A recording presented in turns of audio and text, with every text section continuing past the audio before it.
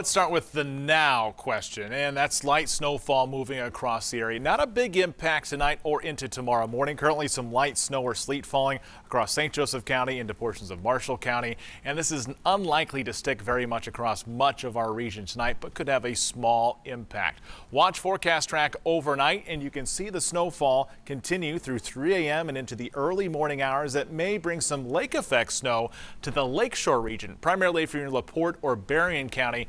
You're likely to have a bigger impact through tomorrow morning, but all in all, it's still not a huge impact. Bus stop forecast 28 in the morning, 34 by the afternoon. Snow impact only early, and then we'll likely melt it off by the late afternoon.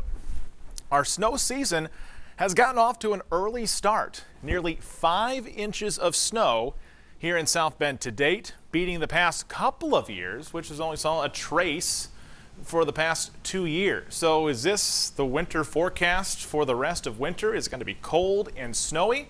Well, signs say no, at least the latest outlooks. The latest outlook by the CPC, NOAA, saying likely at or above normal temperatures for a good chunk of the country, the northern United States, including portions of the Midwest and us here in Michiana. What about precipitation?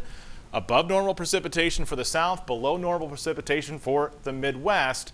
That doesn't necessarily mean below normal snowfall, but what this really is a sign of El Nino. Classic El Nino pattern forecast by the CPC. El Nino being the warming of the tropical Pacific waters.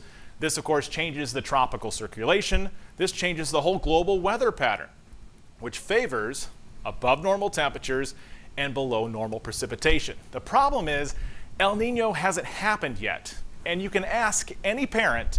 There's a big difference between a likely El Nino and actually having an El Nino. El Nino hasn't happened yet. And also ask any parent, they can have a big impact, they can have a small impact. It really depends on the El Nino.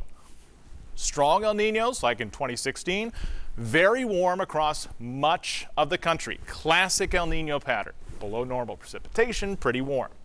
Weak El Ninos, not a big signal here.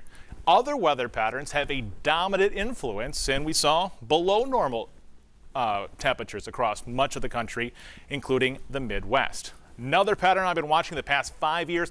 This is incredible. Boom or bust Februaries. It's hard enough to look a couple weeks out. Try looking months out in forecasting this. Record snowfall 2015, snowiest February ever. Near record 2016, nothing 2017, and a near record last year as well. February has been make or break. Giving the latest information that we do have, though, likely a cold and maybe snowy start to the winter season. By the numbers, forecasting would be near normal. 50 to maybe 60 inches of snow for the entire snow season, and near normal temperatures in 4 days below zero. It's going to be wait and see for the second half of winter to see if those El Nino conditions actually turn on and influence our weather pattern.